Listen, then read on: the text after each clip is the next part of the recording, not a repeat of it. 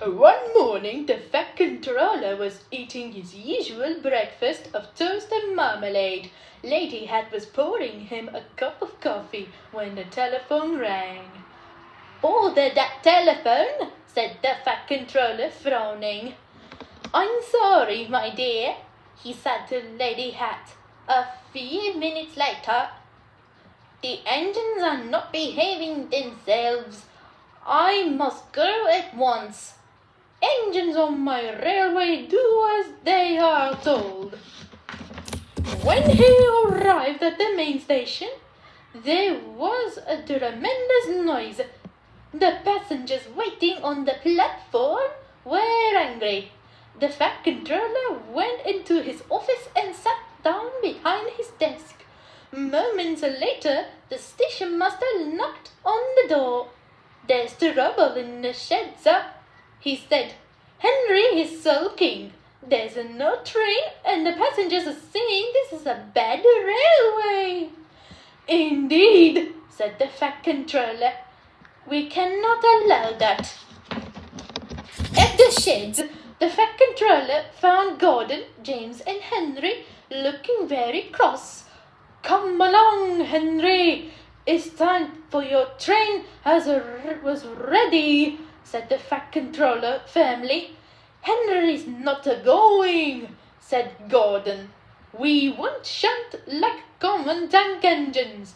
That is Thomas' job. We are important tender engines. Fetch our coaches and we will pull them. Tender engines don't shunt," huffed Henry. "Oh, indeed," said the fat controller. "We'll see about that. Engines on my railway do as they are told." And he hurried away in his car to find Edward. The yard has never been the same since Thomas left to run his branch line, he thought sadly. And he took out a handkerchief to mop his brow. Meanwhile, Edward was shunting. "Leave those tracks, please, Edward," said the fat controller. "I wanted the pitch coaches for me in the yard." "Thank you, sir. That will be a nice change," said Edward happily. "That's a good engine. Off you go then."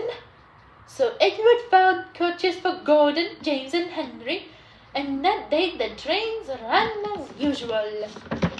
But the next morning, Edward looked unhappy. Gordon came clanking past, hissing rudely.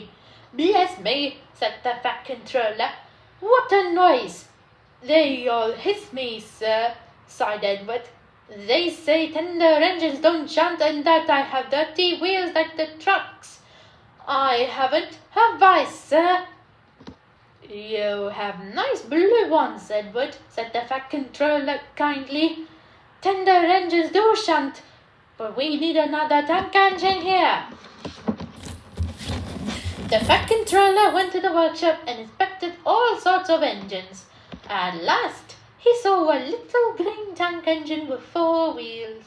"That's the one," he thought. The fat controller knew a really useful engine when he saw one.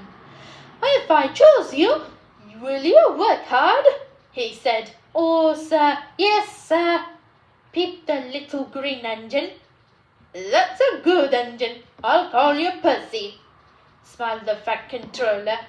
He drove him all the way back to the yard. "Edward," he called. "Here's Percy. Will you show him what to do?" Percy soon learned what needed doing, and he and Edward had a happy afternoon. Then Henry steamed by, hissing as usual.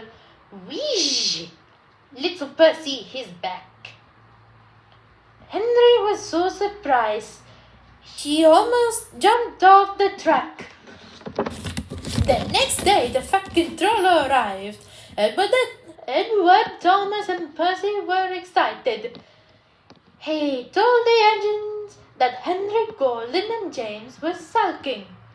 They refused to shout like common tank engines, so I have shut them in the shed. I want you to run the line for a while. Common tank engines indeed, snorted Thomas. We'll show them, and Percy will help too.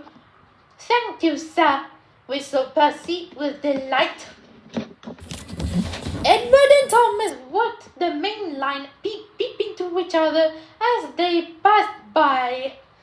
Percy popped along the branch line, carrying passengers to the station. Thomas was worried about Annie and Clarabelle, but his driver and guard promised to look after them.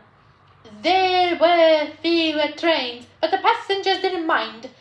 They knew the 3 naughty engines were being taught a lesson. In the shed, Gordon, James, and Henry were cold, lonely, and miserable. There was no coal for them, no washdown, and they missed the passengers. They wished they hadn't been so silly. The next morning, the Fat Controller visited the shed. He could see that the engines had learned their lesson.